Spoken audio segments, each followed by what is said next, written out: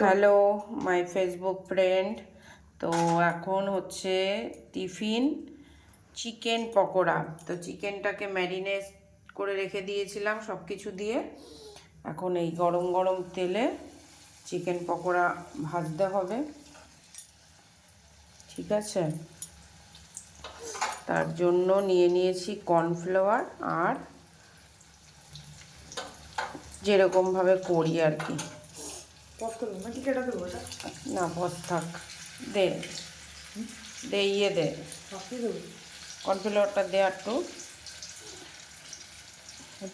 দাও। এ দিদে দে না, লাগবে তো। আবার ও নাড়াচ্ছিস কেন? এই তুই ধর,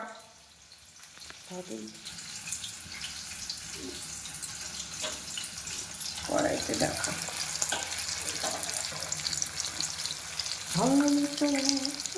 তো যখন ম্যারিনেট করা থাকে একটুখানি বাবা ফুটবে, হাতে লাগবে। তো কুসুম দিলেই কিন্তু মানে নরম হয়, তাই জন্য কুসুমটা দিলাম না। আর এমনি হোয়াইট ইয়গটা নয়, হ্যাঁ কুসুম মানে হোয়াইট পার্টটা। হ্যাঁ কুসুমটা আদিত্যকে ভেজে দিচ্ছি। সই যা পাট দেশে যা।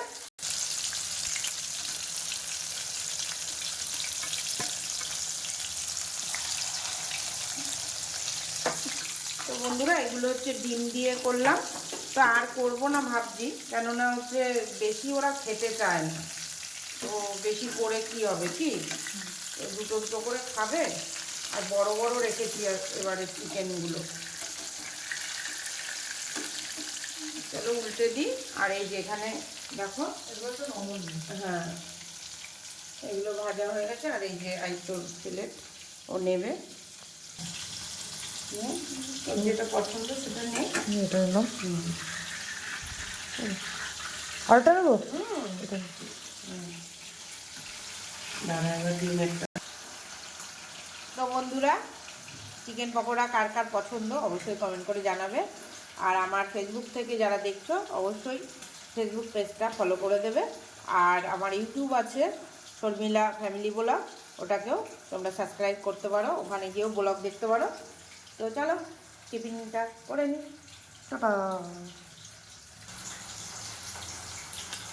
চিকেন পকোড়া খেতে আমি খুব ভালোবাসি। গরম গরম গরম নামিয়েছি আর খাচ্ছি। টাটা। আমি একটু গরম গরম জিনিস ভালোবাসি।